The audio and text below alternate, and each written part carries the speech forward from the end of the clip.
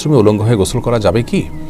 বাথরুমে কিংবা টয়লেটে যেখানে আপনাকে অন্য কেউ দেখতে পাচ্ছে না, এরকম জায়গায় গোসল করলে আপনি শরীরের সমস্ত কাপড় চোপড় খুলে বিবস্ত্র অবস্থায় গোসল করলে সেটি হারাম বা সরাসরি নিষিদ্ধ কোনো কিছু হবে না।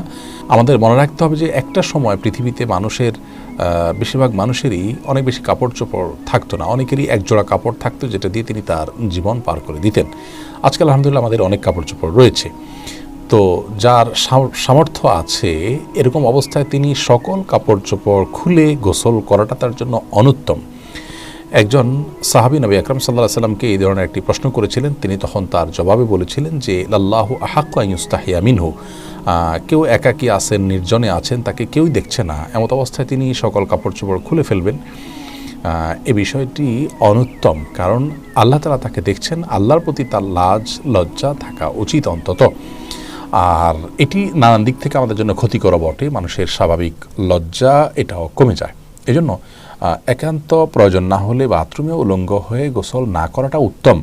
আমাদেরকে নবী আলাইহিস সালাম যে নির্দেশনা দিয়েছেন, বোঝা যায় নবী সাল্লাল্লাহু আলাইহি সাল্লাম প্রয়োজন ছাড়া বিবস্ত্র হওয়ার বিষয়টিকে পছন্দ করতেন না। তবে যদি কেউ বিবস্ত্র হন, তিনি একাকী আছেন, কেউ দেখছে না, তো সেটা তার জন্য হারাম হবে না। একটা হলো অনুত্তম আর একটা হারাম, দুটো জিনিস। কিন্তু হারাম হবে না বিষয়ের কারণে, গুনাহ হবে না ওটার কারণে, কিন্তু অনুত্তম হলো একজন মুসলমান অনুত্তম কাজ থেকে বেঁচে থাকার চেষ্টা করবেন, কিন্তু প্রয়োজন হলে তিনি এটি করতে পারেন। অতএব গোসলের সময় অন্তত নাভি থেকে হাঁটু পর্যন্ত সতেরো জায়গাটুকু ঢেকে থাকে এরকম গামছা বা তোয়ালে বা লুঙ্গি অনেক কিছু পরনে থাকলে অবস্থায় গোসল করাটাই হলো ভালো। প্রয়োজন হলে উন্মুক্ত করতে পারবেন সেটিও।